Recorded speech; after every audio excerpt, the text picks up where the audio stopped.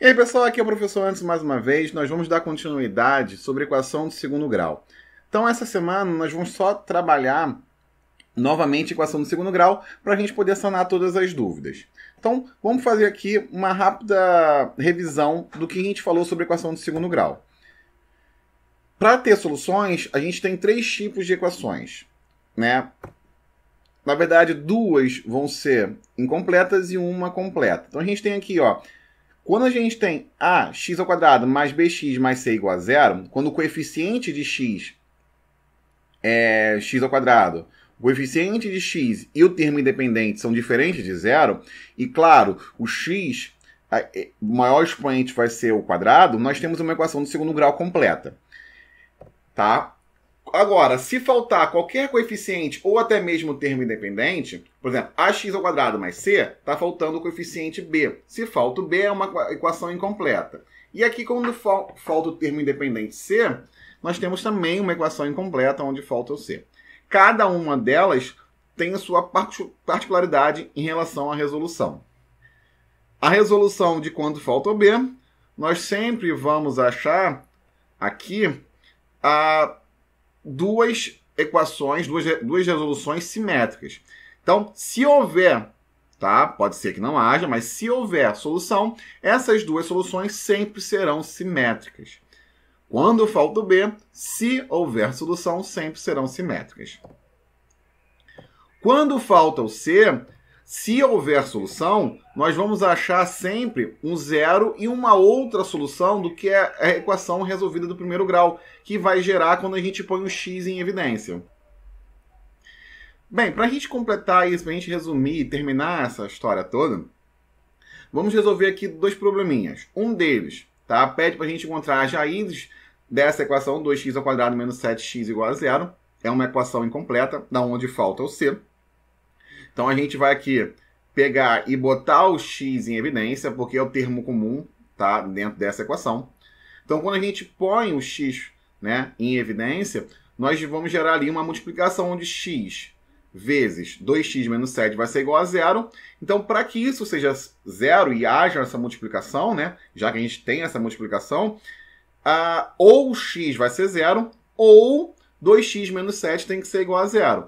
Para que em uma multiplicação o resultado dê zero, então um dos fatores tem que ser igual a zero. Então, fazendo isso, a gente acha as duas possíveis soluções. Ou x é igual a zero, ou 2x menos 7 é igual a zero. Só que a gente não achou o valor de x ainda. Então, a gente tem que resolver essa equação do primeiro grau. A gente gerou essa equação do primeiro grau, quando a gente botou o x em evidência lá atrás. E essa equação vai me dar a última das duas soluções. Então, ó, vou botar o 7 para o outro lado, lembrando de trocar o sinal. Vou passar o 2 dividindo, e aí eu tenho as minhas duas soluções. Ou o x vai ser zero, ou o x vai ser 7,5.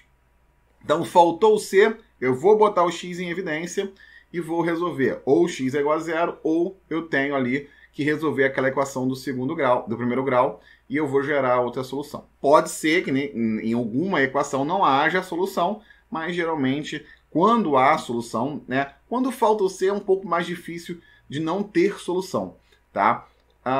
Quando falta o c, geralmente a gente vai sempre achar uma solução zero ou uma outra solução. Pode ser que não tenha.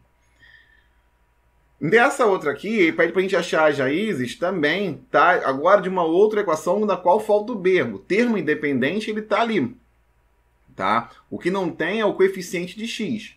Então, para isso, nós vamos passar o 2 para o outro lado, tá?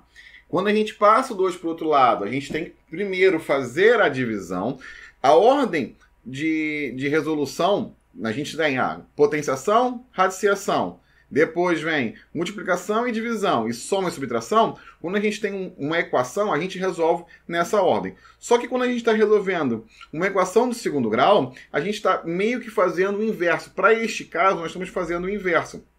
Então, a gente tem que olhar o inverso dessa tabelinha. Então, a primeira coisa que a gente vai fazer é adição e subtração, depois multiplicação e divisão.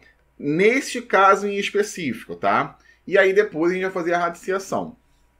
Então, ó, passamos o 2 para o outro lado, vamos passar o 4 dividindo, certo? E aí, depois, nós vamos fazer a raiz quadrada deste número. Como a gente tem a raiz quadrada de 2 quartos, nós podemos fazer a raiz quadrada do numerador e a raiz quadrada do denominador. Logo, nós vamos ter mais ou menos raiz quadrada de 2 divididos por 2. Tá? Então, a gente tem essas duas soluções para a nossa equação. É uma equação do segundo grau, nós chegamos à solução e, como eu falei, é uma solução que sempre será simétrica se houver.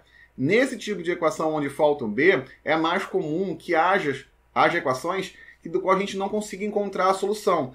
Quando a gente passa, por exemplo, se o 2 fosse positivo, quando a gente passasse para o outro lado, ele simplesmente ia passar negativo. E aí, quando eu fosse tirar uma raiz quadrada, eu não teria solução.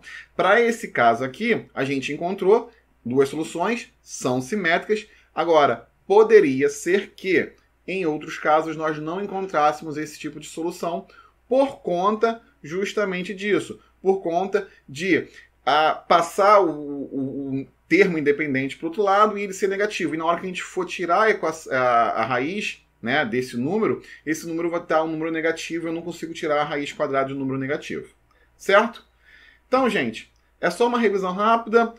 Pegamos aí a ideia, tá? Vamos fazer mais alguns exercícios e aí na próxima semana já é outra matéria, a gente está mais tranquilo, mais safo, tá? Então, gente, é isso. Bons estudos e até a próxima.